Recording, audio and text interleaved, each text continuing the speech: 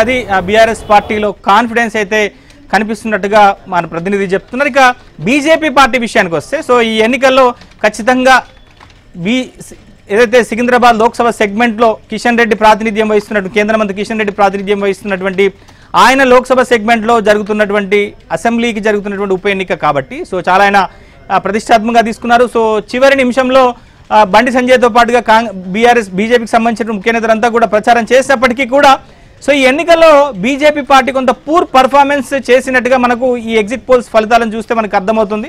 So BJP కార్యాలయంలో మా ప్రతినిధి రాజేష్ ఉన్నారు. సో రాజేష్తో మాట్లాడదాం. సో రాజేష్, సో మొత్తం మీద పోలింగ్ పూర్తయింది, మరికొన్ని గంటల్లో కౌంటింగ్ కూడా మొదలు కాబోతుంది, ఎగ్జిట్ పోల్స్ ఫలితాలు కూడా వచ్చాయి.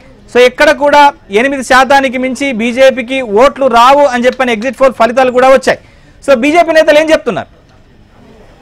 రైట్, దీని మీద అక్కడ భారతీయ జనతా పార్టీ నేతలు పెద్దగా మాట్లాడేందుకు సుముఖంగా లేరు. ఎందుకంటే మొదటి నుంచి కూడా జూబ్లీస్ ఉప ఎన్నికల్లో పోటీ కేవలం కాంగ్రెస్ పార్టీ బీఆర్ఎస్ పార్టీ మధ్యలోనే ఉంటుందనేటువంటి ఒక స్పెక్యులేషన్ అయితే క్రియేట్ అయింది. సో దానిలో భాగంగా భారతీయ జనతా పార్టీ ముందు నుంచి ఊహించింది ఒకటే, 10 ఏళ్ల బీఆర్ఎస్ పార్టీలో అనేక రకాల వ్యతిరేకతను అప్పుడు బీఆర్ఎస్ ప్రభుత్వం ఎదుర్కొంది కాబట్టి అధికారాన్ని కోల్పోయింది. ఇక కాంగ్రెస్ ప్రభుత్వం అధికారంలోకి వచ్చిన తర్వాత అనేక హామీలు ఇచ్చింది. ఆ ఇచ్చినటువంటి హామీలు గత గవర్నమెంట్ మాదిరిగానే కాంగ్రెస్ ప్రభుత్వం కూడా ప్రజలను మభ్యపెట్టేటువంటి ప్రయత్నం చేస్తుంది. ఈ వ్యతిరేకతనే తమకు ఓటు బ్యాంక్ రూపంలో అనుకూలంగా, అంటే ప్రస్తుతం తెలంగాణలో అప్పట్లో బీఆర్ఎస్ పార్టీ పైన బీజేపీ గట్టిగా మాట్లాడింది, మరోసారి కాంగ్రెస్ ప్రభుత్వం పైన కూడా బీజేపీ గట్టిగా మాట్లాడబోతుంది.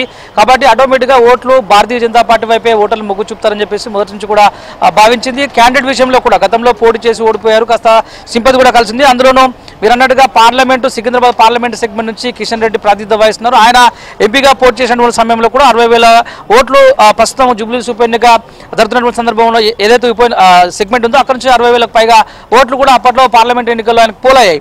సో వీటన్నిటిని దృష్టిలో ఉంచుకొని కిషన్ రెడ్డి కేంద్రంలో మంత్రివర్గంలో ఉన్నారు. నేరుగా ఢిల్లీ నుంచి నిధులు తీసుకురాగలిగే సత్తా ఉంది. ఇప్పటికే ఇద్దరు కేంద్ర మంత్రులు ఉన్నారు. తెలంగాణలో బీజేపీకి మంచి పట్టుంది, 8 మంది ఎంపీలు 8 మంది ఎమ్మెల్యేలు గెలిచారు.